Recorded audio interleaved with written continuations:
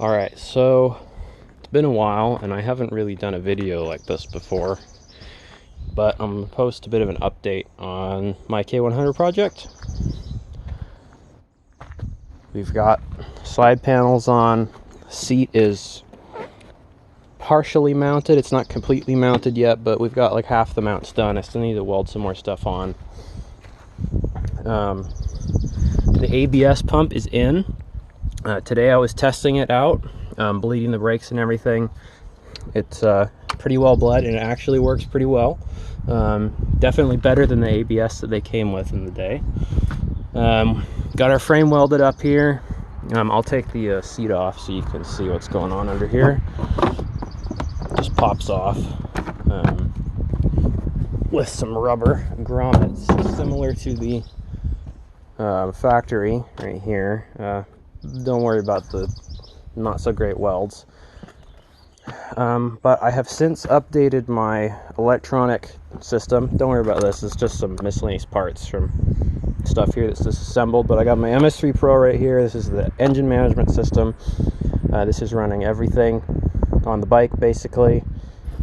Obviously it runs the engine, but it also transmits to my AEM dash up there, runs the fan, all that stuff. I've got my wideband down here. This is an LC-2. An LC2, yeah. I've just got a generic Spectre air filter I got on Amazon with a silicone elbow on it because I don't need an airflow sensor anymore because I'm running an ITB mode fueling, so that means I need to have throttle position, intake air temperature, and manifold absolute pressure, and that lets me calculate the fuel. So a lot like the Motronic bikes,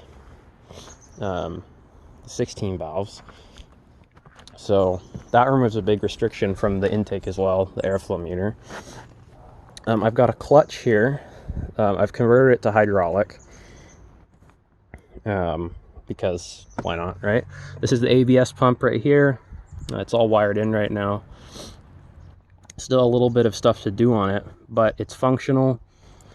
I realized today that my rear brake sensor is busted, which, ouch, like 60 bucks for another one of those, but it's got to be done.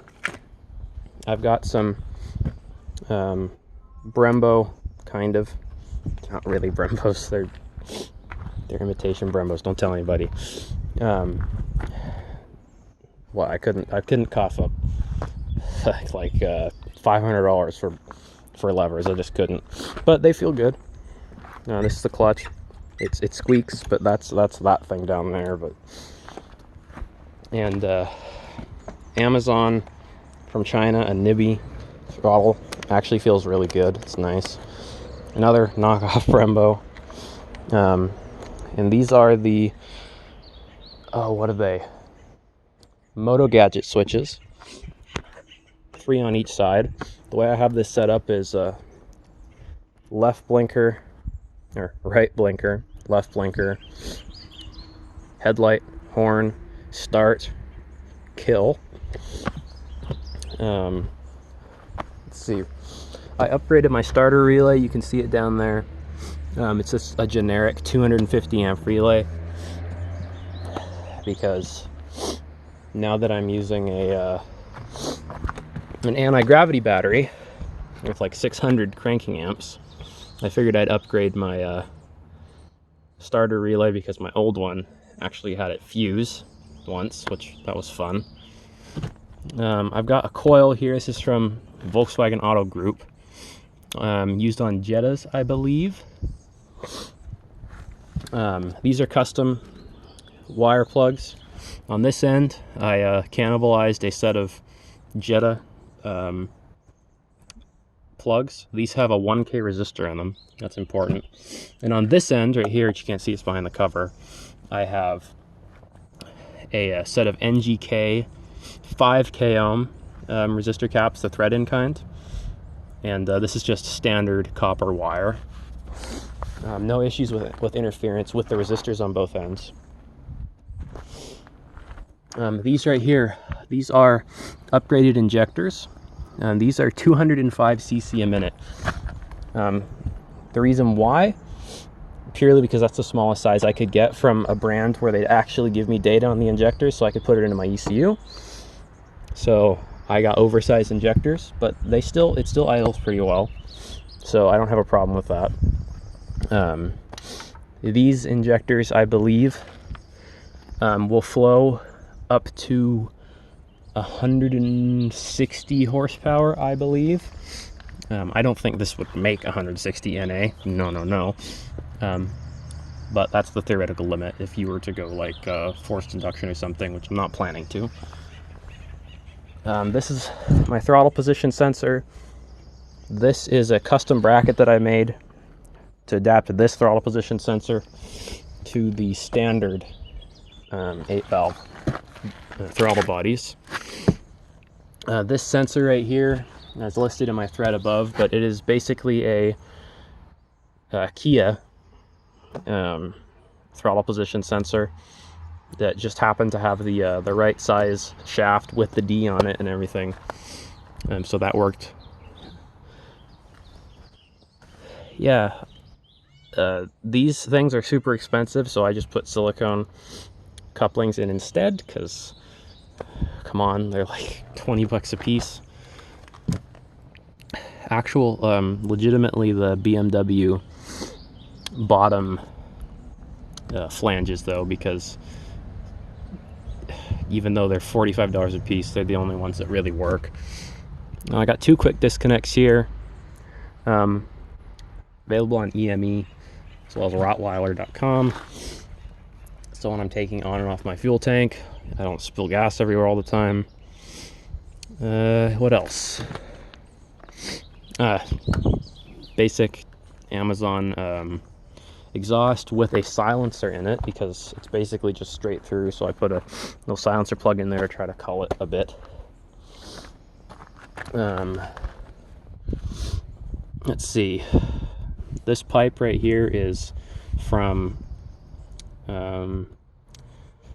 what is it, cafe4racer.eu. A bit expensive, but it's nice. I don't have my springs on right now, but I've been working on this in and out. First ever TIG welding right here. Yeah, it's huge, but I mean, it works. Sorry about the sniffles. It's quite warm right now, and all the trees are doing me in a standard 7-inch headlight, purchased on Amazon, as well as these sort of flood spot combo lights, also purchased on Amazon. They're pretty darn bright.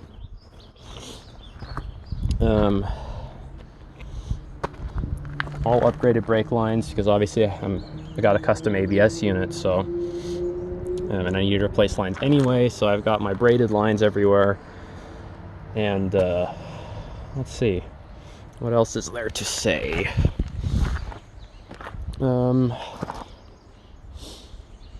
Yeah, I guess that's pretty much it.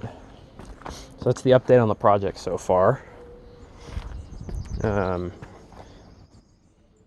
Yeah, I guess I'll throw the seat back on it here and start it up so you can hear it.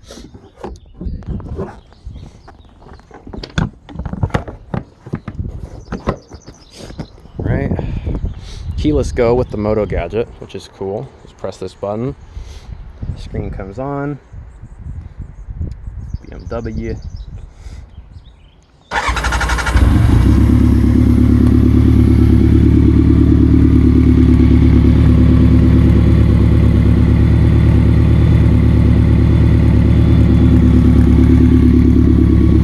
Oh, and heated grips as well. These are great. I like them because the control is right here. Let's see.